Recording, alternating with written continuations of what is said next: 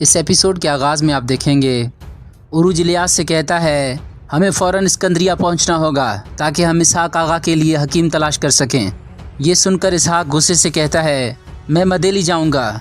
ये सुनकर इलियास कहता है मदेली बहुत दूर है, सिकंदरिया करीब है, आप ज़ख्मी हो। इसके बाद उरूज कहता है पहले हम सिकंदरिया जाएंगे और आपका इलाज करवाएंगे, फिर हम आपके साथ मदेली चलेंगे और भाभी और आपके बच्चों की कब्रों की ज़ियारत करेंगे।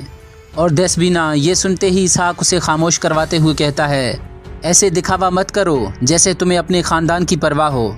देसबीना जिसके लिए तुम सब छोड़कर भाग गए थे और वो बहरी जहाज़ जो हमारे लिए मुसीबत बने, वो तुम्हारा ख़ानदान है, तुम तो मेरे कभी भाई थे ही नहीं। जाओ और समंदरी कज़ाकों के पादरी बनो जो तुम्हें बाबा उरूज कहते हैं। इन समंदरी कज़ाकों की वजह से मैंने अपने घर वालों को खोया, वो भी 2 बार। जो मेरा दर्द नहीं बांटते, जो मेरे बाबा के घर से भागकर लुटेरे बनने चले गए, वो मेरा ख़ानदान नहीं है। ये सुनकर उरूज कहता है आगा हम सब तकलीफ़ में हैं, अगर मुझे मारने से आपका गुस्सा कम होगा तो मुझे मार लें, लेकिन आपके जिस्म के ज़ख़म रूह के ज़ख़म से कम नहीं हैं।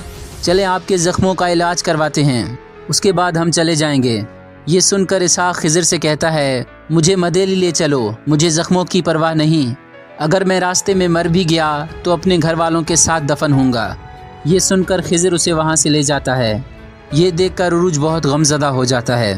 यहाँ पेत्रो डीगो से कहता है मुझे जिनकी तलाश है वो दोनों यहाँ पर मौजूद हैं, लेकिन इनके साथ एक शख्स भी है जिसका चेहरा नज़र नहीं आ रहा। इसके बाद पेत्रो अपनी बंदूक निकालकर उनका निशाना लेता है, लेकिन इसी दौरान दरवेश पीछे पलटता है और पेत्रो उसका चेहरा देख लेता है। दरवेश को देखकर पेत्रो के होश उड़ जाते हैं और वो कहने लगता है नहीं, ऐसा नहीं हो सकता, ये कैसे मुमकिन हो सकता है। ये कहकर वो पीछे पलट जाता है और झाड़ियों से आवाज़ आती है।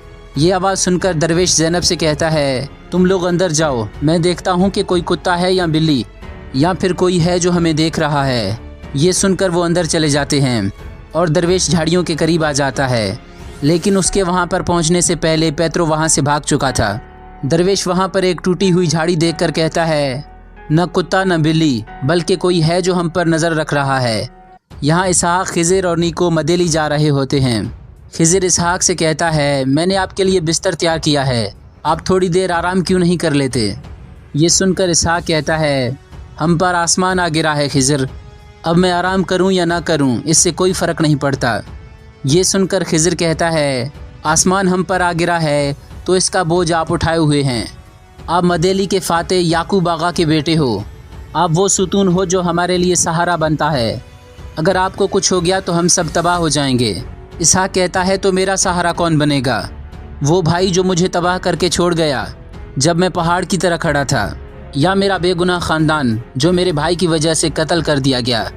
नाज़रीन, इसहाक बातें करते हुए बहुत गमगीन होता है, जिसके बाद वो गद्दार का जिक्र करता है। ये सुनकर खिज़र कहता है मदेली के गद्दार कौन हैं आगा, क्या हमारे वतन में हमें धोखा देने वाले गद्दार मौजूद हैं। जिसके जवाब में इसहाक कहता है योरगो। यहाँ पेत्रो इज़ाबेल के वालिद के पास पहुँच जाता है। इज़ाबेल का वालिद कहता है आप मुझसे क्या चाहते हैं जनाब। जिसके जवाब में पेत्रो कहता है मैं चाहता हूँ कि तुम यतीम खाने में हर आने जाने वाले पर नज़र रखो, ज़ैनब और उस बच्चे हमज़ा पर नज़र रखो, क्या ये तुम कर सकते हो। जिसके जवाब में वो कहता है जैसा आपका हुक्म। इसके बाद वो वहाँ से जाने लगता है, लेकिन पलट कर कहता है मैंने यतीम खाने में एक आदमी देखा है जिसे मैंने सोचा था कभी नहीं देखूंगा। ये सुनकर वो कहता है आप किसकी बात कर रहे हैं जनाब, अगर आप चाहें तो हम उसे कत्ल करवा सकते हैं और आपकी परेशानी दूर कर सकते हैं। जिसके जवाब में पेत्रो कहता है जो पहले ही मर चुका, क्या तुम उसे दोबारा मार सकते हो। जिसके जवाब में वो कहता है मैं नहीं समझा जनाब। पेत्रो कहता है तुम समझोगे भी नहीं, मैं चाहता हूँ कि तुम उस आदमी के बारे में मालूमात इकट्ठी करो, सफ़ेद दाढ़ी वाला आदमी। यहाँ एक दीवाना कह रहा होता है कातिल भाग गया, कातिल भाग गया। ये सुनकर एक शख्स पूछता है कौन मर गया, क्या हुआ। जिसके जवाब में वो दीवाना कहता है आदम के बेटे काबिल ने हाबिल को कत्ल कर दिया और तुम लोग यहाँ पर खामोश खड़े हो, एक कत्ल हो गया है। इसके बाद दरवेश उसके पास आकर कहता है भागने वाले हमेशा पकड़े जाते हैं बेटा, तुम फिक्र मत करो।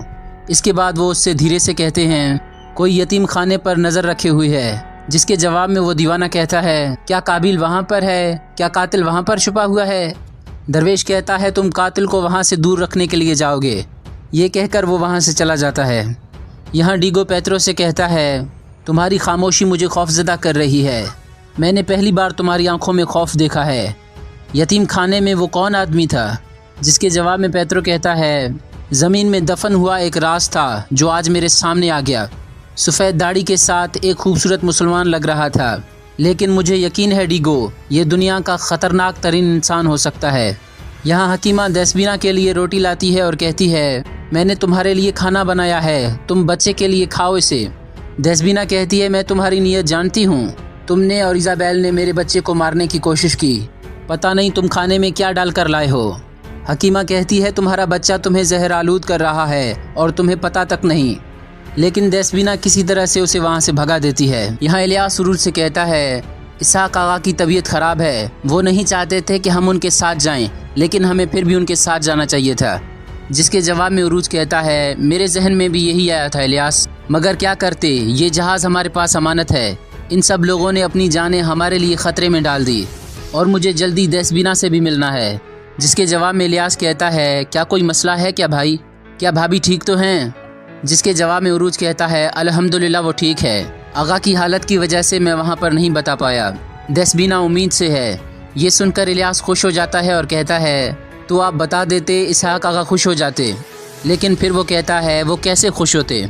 उनका घर जहन्नुम बन गया है, उनके ज़ख्म हमेशा ताज़ा रहेंगे। ये सुनकर उरूज कहता है, मैं भी इसीलिए खामोश रहा। इसके बाद अगला दिन शुरू हो जाता है। कैलमिनोस में पेत्रो रादको से पूछता है, खबरी ने उस इंजीनियर का नाम क्या बताया? रादको कहता है, अबू मोहम्मद। इसके बाद वो कहता है, मुझे समझ में नहीं आया जनाब, इन देहातियों के लिए कौन सा इंजीनियर कश्तियाँ बना रहा है, जिसकी वजह से पॉप हजरत बजाते खुद जहमत कर रहे हैं, और इससे भी बढ़कर के उस शख्स को आपने खुद पकड़कर पॉप हजरत के सामने पेश करना है। जिसके जवाब में पेत्रो कहता है, तुम्हारी जिम्मेदारी हुक्म की तफ्तीश नहीं बल्कि अमल करना है। ये अबू मोहम्मद ममालिक के लिए काम करता है।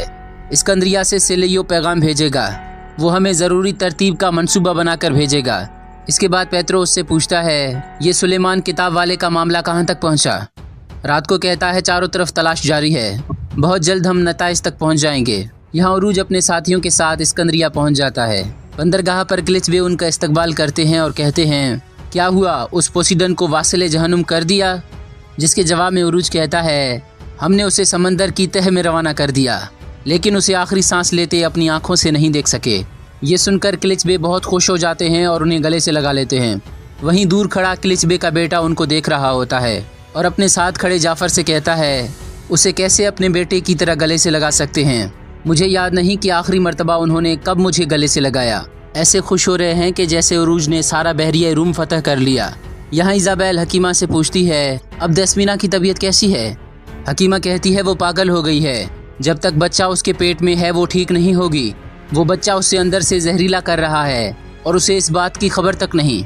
वो कातिल कातिल चिल्ला रही है। इज़ाबेल कहती है, कौन है कातिल, ये कहाँ से आ गया?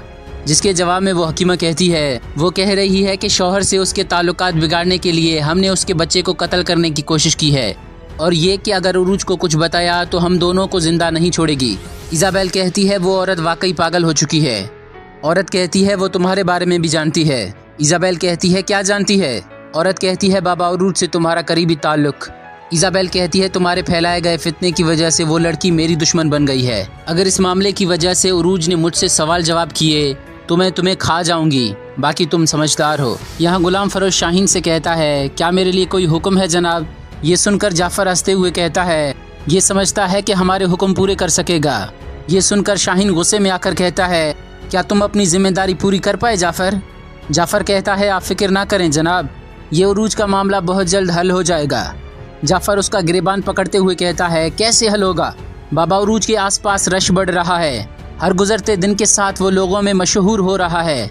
क्या तुम उसे ख़त्म करोगे? तुम भी उसी की तरह चोर हो, लेकिन वो कम अज़ कम अपने काम तो पूरे करता है।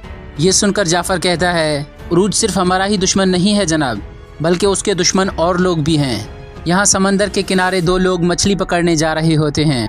अचानक उनकी नज़र समंदर के करीब पड़े एक शख्स पर पड़ती है। नाजरीन, ये अंतवान होता है।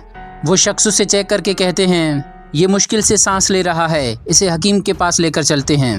नाज़रीन मोहतरम, यहाँ पर ये एपिसोड ख़त्म हो जाती है। अगर आपको हमारी वीडियो अच्छी लगी तो हमारे चैनल को सब्सक्राइब कर लें, हमारी वीडियो को लाइक करें और कमेंट बॉक्स में अपनी राय का इजहार ज़रूर करें। बहुत शुक्रिया।